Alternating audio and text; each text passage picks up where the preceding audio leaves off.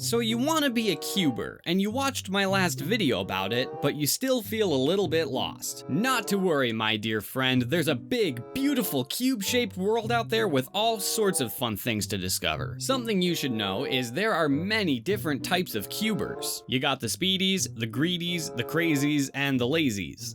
Let's unpack these. Speedcubers are the most common type of cuber. These are the people who dedicate their cubing hobby to cutting their times in half again and again. The reason speed cubing is the most common subcategory of cubing is because it is by far the lowest investment with the highest return. All you need to be a great speed cuber is one 3x3 and lots of time. Of course, you could specialize in different events like Pyraminx or 4x4 or feat solving. 3x3 is naturally the most popular though. The next type of cuber are the collectors. These are the people who may not be extraordinarily fast at solving, but they are capable of solving anything, be it a 17x17, Examinx, Ghost Cube, or Cat Cube.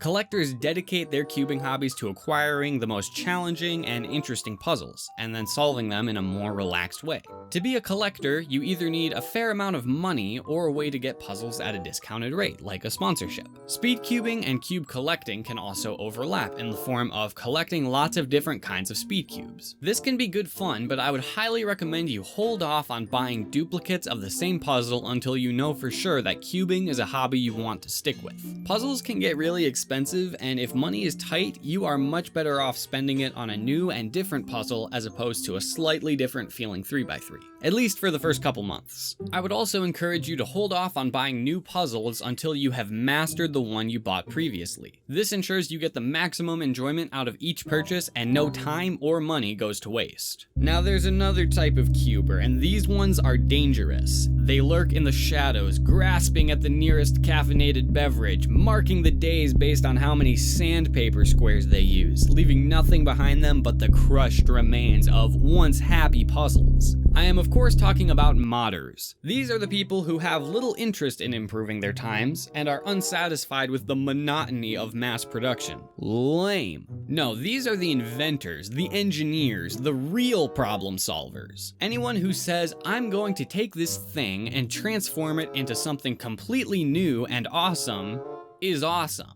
To be a modder, you'll need puzzles and you'll need tools. Common tools used for puzzle modding are sandpaper, ideally some kind of sanding mechanism like a belt sander, epoxy sculpt to fill in the holes left by the sandpaper, and your brain. Your brain is a tool, and to be a modder requires a lot of thinking and time for sanding, and also creativity.